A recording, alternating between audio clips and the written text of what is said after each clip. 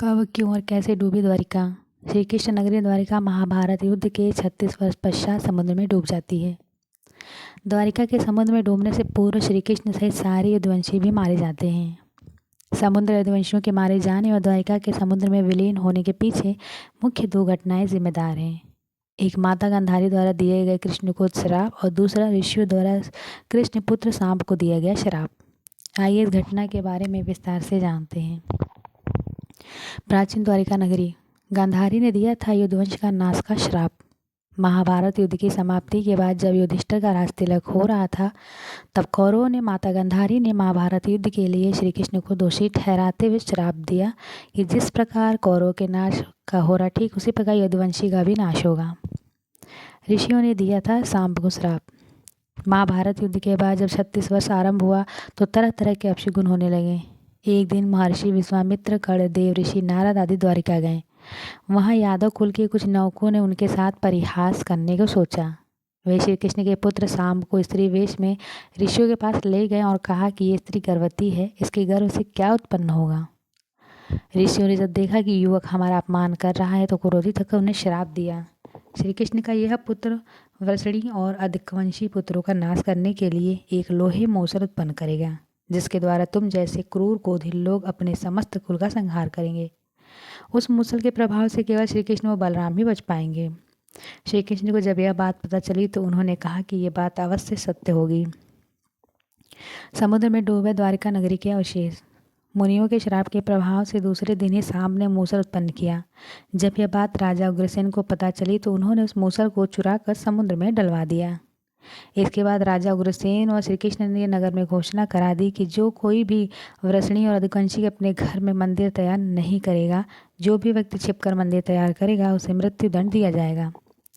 घोषणा सुनकर द्वारका वासियों ने मंदिर नहीं बनाने का निश्चय किया। द्वारका में होने लगे थे भयंकर अपशगुन। इसके पश्चात द्वारिका में भयंकर अपशगुन होने लगे। प्रतिदिन आंधी चलने लगी।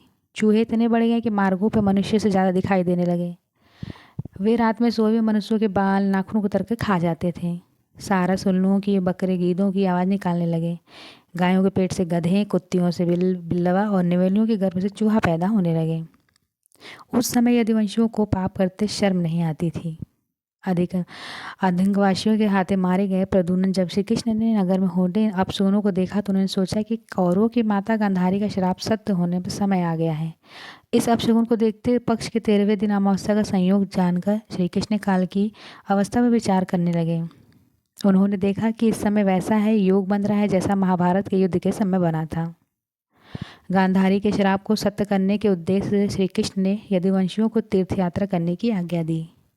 श्री कृष्ण की आज्ञा से सभी राजवंशी समुद्र तट पर प्रसार तीर्थ आकर निवास करने लगे।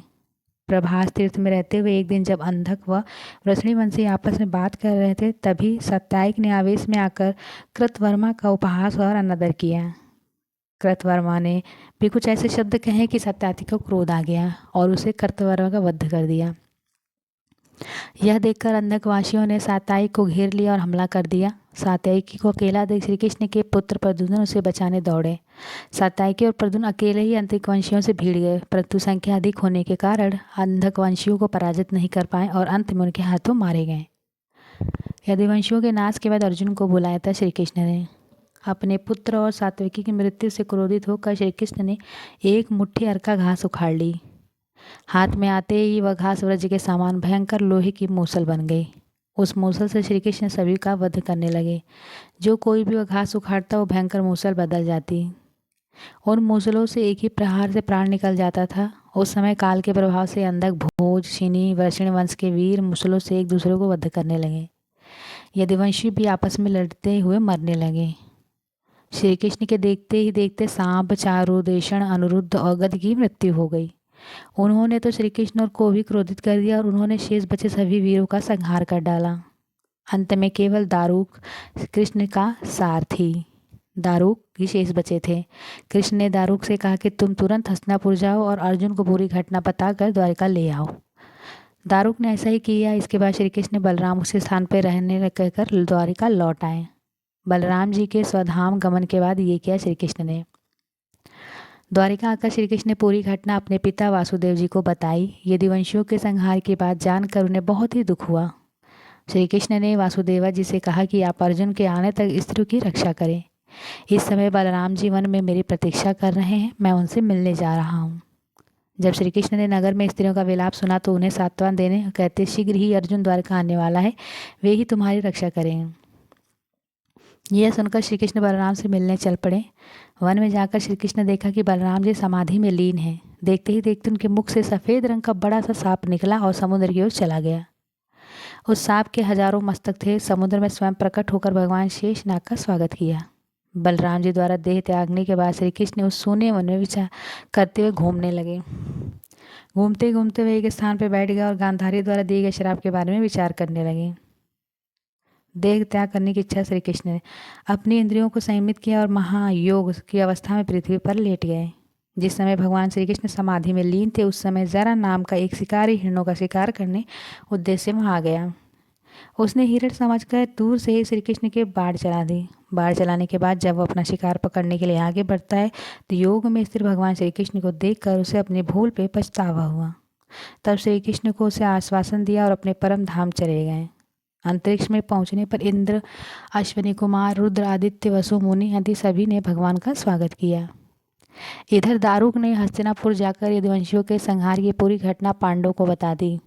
यह सुनकर पांडवों को बहुत शोक हुआ। अर्जुन तुरंत ही अपने मामा वसुदेव से मिलने के लिए द्वारिका चल दिए। अर्जुन जब द्वारिका पहुंचा तो वह दृश्य देखकर बहुत ही शोक हुआ। श्री कृष्ण की रानियां उन्हें देखकर रोने लगीं। उन्हें रोता देख अर्जुन भी रोने लगे और श्री कृष्ण को याद करने लगे। इसके बाद अर्जुन वासुदेव जी से मिले। अर्जुन को देखकर वासुदेव जी बिलख बिलख के रोने लगे। वासुदेव जी ने अर्जुन को श्री कृष्ण का संदेश सुनाते हुए कहा कि द्वारिका शीघ्र ही समुद्र में डूबने वाली है, अतः तुम सभी नगरवासियों को अपने साथ ले जाओ। अर्जुन अपने साथ ले गए श्री कृष्ण के परिवजनों को। वासुदेव जी की बात सुनकर अर्जुन ने दारुक के सभी मंत्रियों को बुलाने के लिए कहा। मंत्रियों के आते ही अर्जुन ने कहा कि मैं सभी नगरवासियों को यहाँ से इंद्रप्रस्थ ले जाऊंगा, क्योंकि शीघ्र ही नगर में समुद्र डूब जाएगा। अर्जुन ने मंत्रियों से कहा कि आज से 7वें दिन सभी लोग इंद्रप्रस्थ के लिए प्रस्थान करेंगे, इसलिए अब शीघ्र ही इसकी तैयारी शुरू कर दें। सभी मंत्री तुरंत अर्जुन की आज्ञा का पालन में जुट गए। अर्जुन ने वह रात श्री कृष्ण के महल में ही बिताई। अगली सुबह श्री कृष्ण के पिता वासुदेव जी ने प्राण त्याग दिए। अर्जुन के विधि विधान से उनका अंतिम संस्कार किया। वासुदेव जी की पत्नी देवकी, भद्रा, रोहिणी मदिरा में चित्ता पर बैठकर सती हो गई। इसके बाद अर्जुन ने प्रभास तीर्थ में मारे गए समस्त यदुवंशियों का भी अंतिम संस्कार किया। 7वें दिन अर्जुन श्री कृष्ण के परिवजनों तथा सभी नगरवासियों को साथ लेकर इंद्रप्रस्थ की ओर चल दिए। उन सभी के जाते ही द्वारिका नगरी समुद्र में डूब गई। यह दृश्य देखकर सभी को बड़ा आश्चर्य हुआ।